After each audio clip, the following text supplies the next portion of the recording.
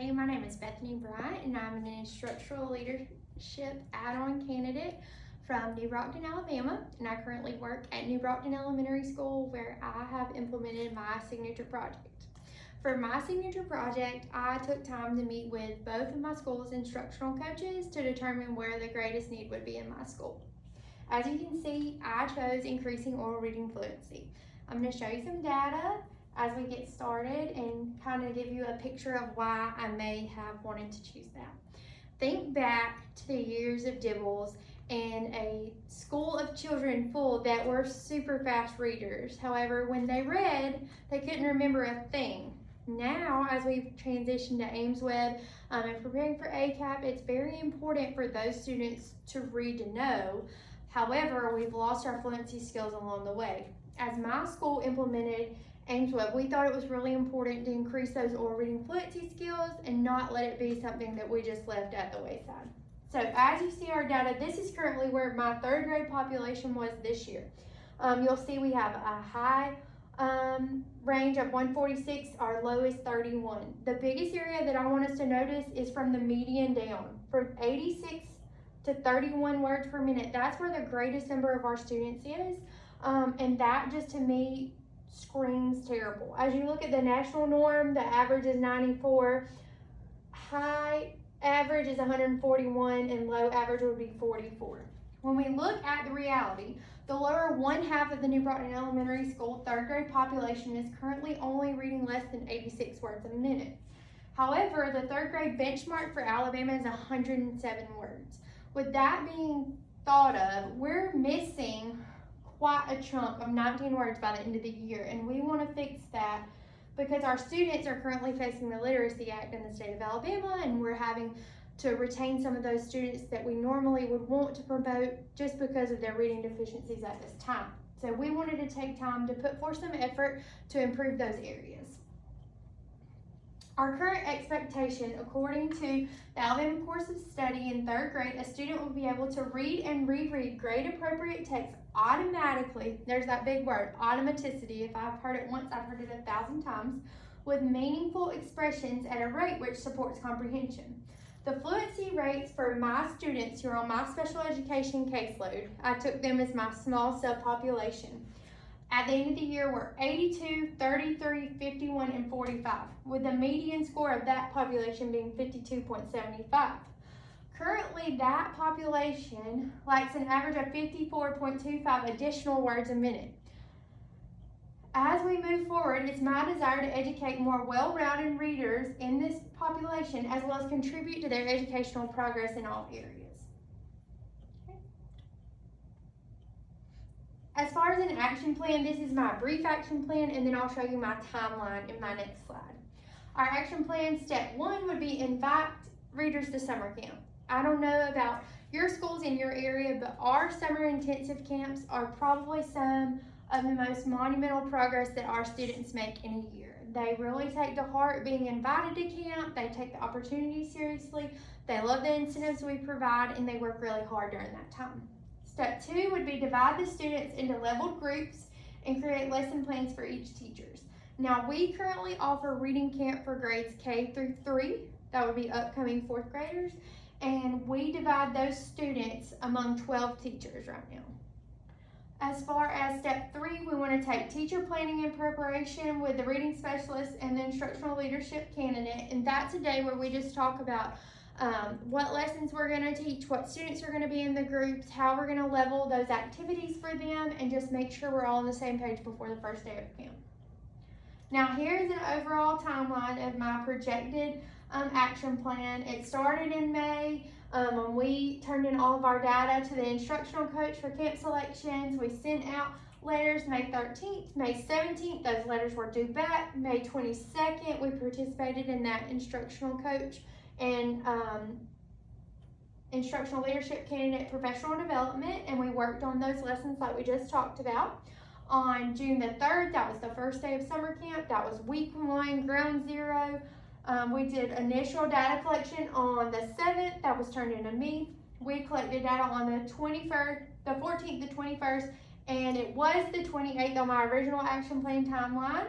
And you'll see some alternate actions or changes. Week 4 documentation was changed. I changed it to 6/27 because we did offer an incentive field trip on 6/28. In week 4, some students' instruction was interrupted on 6/25 in order to take the supplemental ACAP, and I just thought that was something to be noted because they lost a whole day of instruction there.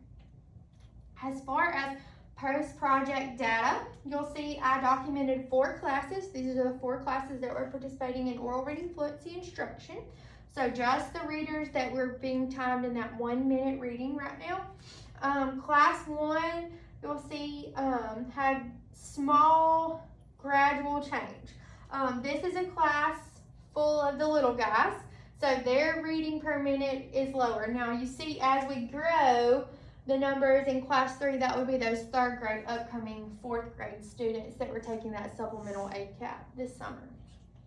Okay, as far as class 1, like I said, those were our little guys. They increased 1.4 words a minute overall.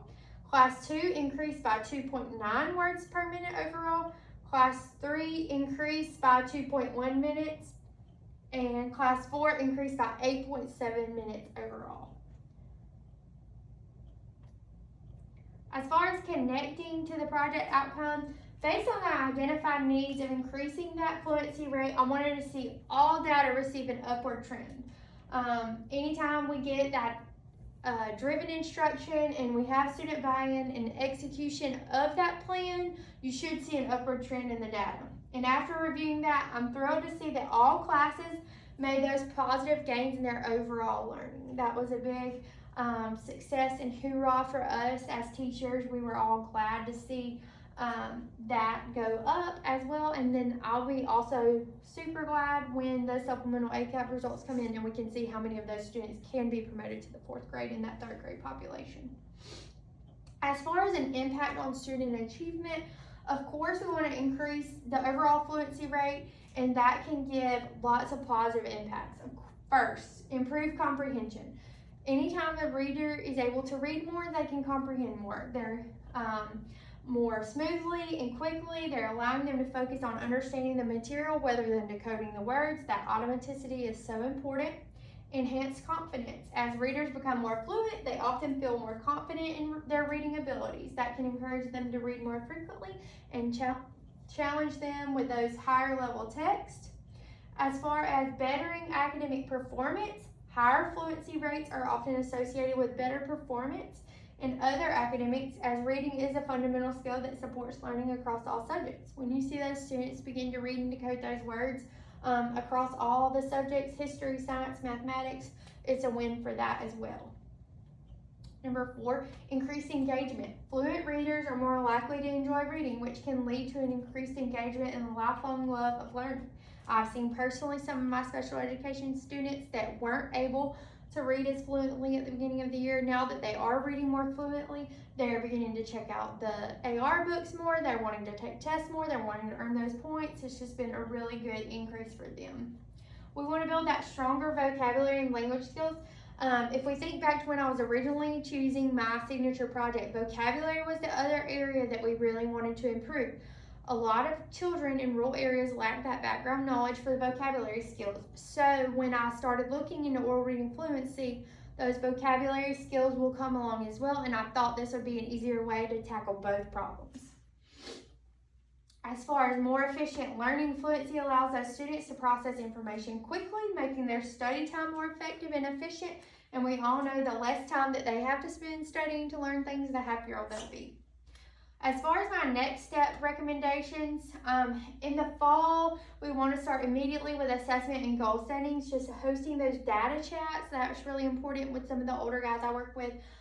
Giving them their data and talking to them about their goals that we're going to work on for their year. Those are essential. As far as daily reading passages, we want to continue those fluency passages and AR times. Continue supporting Tier 1, 2, and 3 instruction. Tier 1 and Tier 2 in your classroom are important, but Tier 3 pull out for those students that are strugglers is crucial for success.